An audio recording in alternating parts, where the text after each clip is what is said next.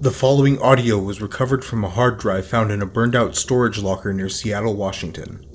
The owner could not be found.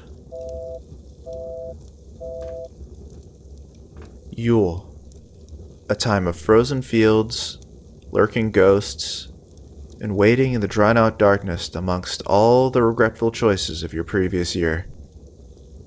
General notes for the holiday special. Try to tighten up the end. Sitting where I am now, I have not seen the sun for at least a day. As a modern man, one would hardly think I need it. Electric light floods my room.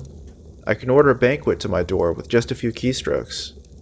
And the radiator in my apartment blazes as red as I can turn the knob. And yet in the back of my mind, I feel like a caveman huddled around a single burning stick, praying to every god he can imagine to prevent his meager fire from going out. It is such a universal chill that every culture that experiences the icy blanket of winter has rallied around folklore and created holidays with the one goal of fortifying their communities with distraction from the mortal end that ongoing winter can bring to the unprepared. It begins with the Yule log, probably the most basic and pervasive of winter traditions.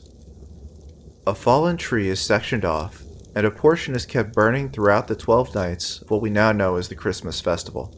This fire was seen as a sacred protector, often fed blood or wine during the course of its sacrifice.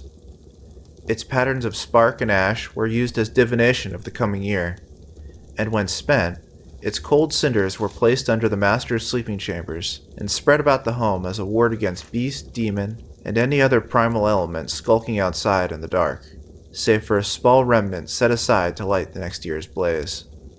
Over millennia, the practice of the Yule log has spread across Europe and into the New World, and spawned countless regional variations. In 1966, New York City was the first to televise the ceremony, broadcasting a live feed of the mayor's hearth for millions of city dwellers without access to a chimney.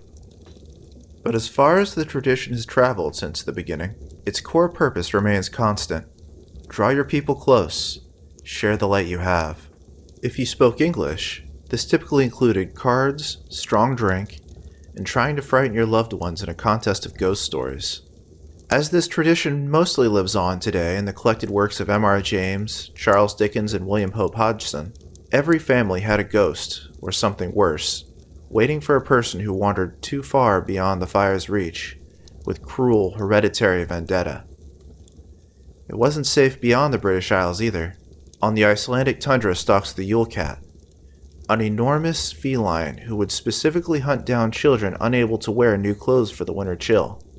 Across the sky, the wild hunt still rides along the Aurora Borealis, on the lookout for countless undead fiends that take advantage of the month of darkness, as well as any sinner that might look too much like a Duergar.